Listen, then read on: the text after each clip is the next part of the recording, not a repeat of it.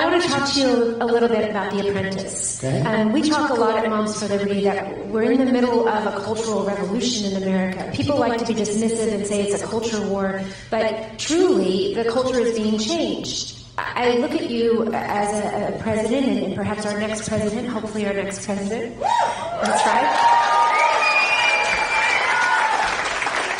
And you are a cultural icon. So you had The Apprentice. It ran for, am I right, is it 14 seasons? 14 seasons, 12 years. We had actually one season where it was on for 3 times during the season. That means they liked it. But it was basically 12 years and 14 seasons. So. How do you think you kept the audience that long? Well, it just worked. I mean, we had Mark Burnett is great producer. He did Survivor. And he came to me, and they rented the Woolman Rink. He wanted to rent it for the finale of Survivor. So it had like this jungle setting facing New York City, right in the middle of Central Park. It was gorgeous. It was beautiful. And he invited me. I didn't know him, but he was a young producer. He was the producer of the Survivor. And it was hot because Survivor was a very successful show on CBS. And I went there and said, wow, this is great. I rented him the rink, so I wanted to see it also, but he invited me. I went there, watched the show.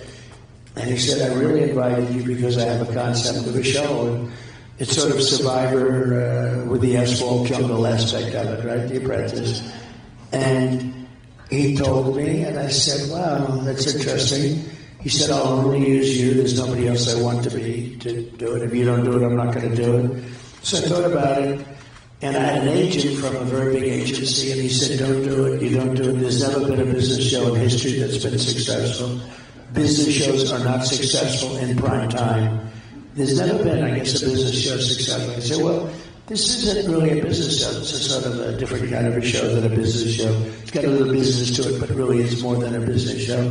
He said, don't do it. He was a very respected guy, actually. He was a good guy, but he told me not to do it, don't do it. And then I made the deal with ABC, and the deal was done. And then Eisner, you remember Eisner, previous guy a while ago, he's heard about the deal, and he broke the deal. He said, I can make a better deal than that, so let's make a better deal. And I got angry about it, and so did Mark Burnett. And everybody wanted us. They wanted us. So we got a call from Jeff Zucker, of all people, from, at the time, from NBC. Then he was heading up NBC. They were having a real drought. They hadn't had a top 10 show in a long time.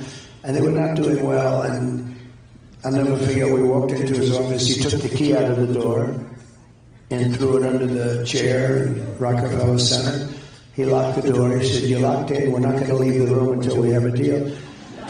So we made a deal. And ABC was not happy about it. Actually, the man from ABC that made the deal with us, top person, I think like the president, he quit over this. And he quit. He said, we made a deal with these people. And he was second guessed by Eisner.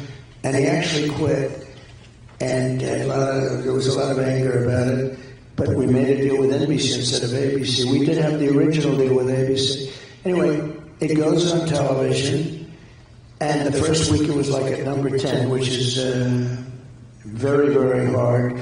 And by the way, the agent told me, you've got to break the deal. You're going to be embarrassed because you're going to have a total failure. And you're going to be embarrassed. So it goes on, it opens at 10, which is amazing. And NBC was happy because now they have a top 10 show. And then it went through various things like number 8, number 7, it got progressively better. And it finished up as the number 1 show on television. I'm sitting there. Can you believe this? I mean, you remember. It was just I watched The Apprentice. We love the show, yeah. The finale actually had that season at $42.5 million. It was second to the Super Bowl.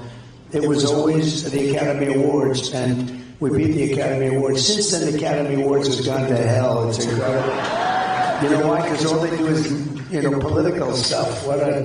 They destroyed it.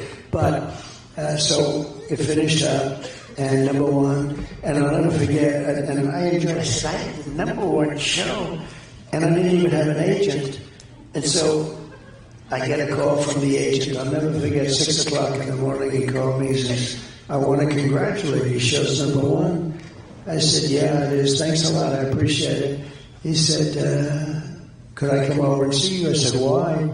He said, so we could work out a fee.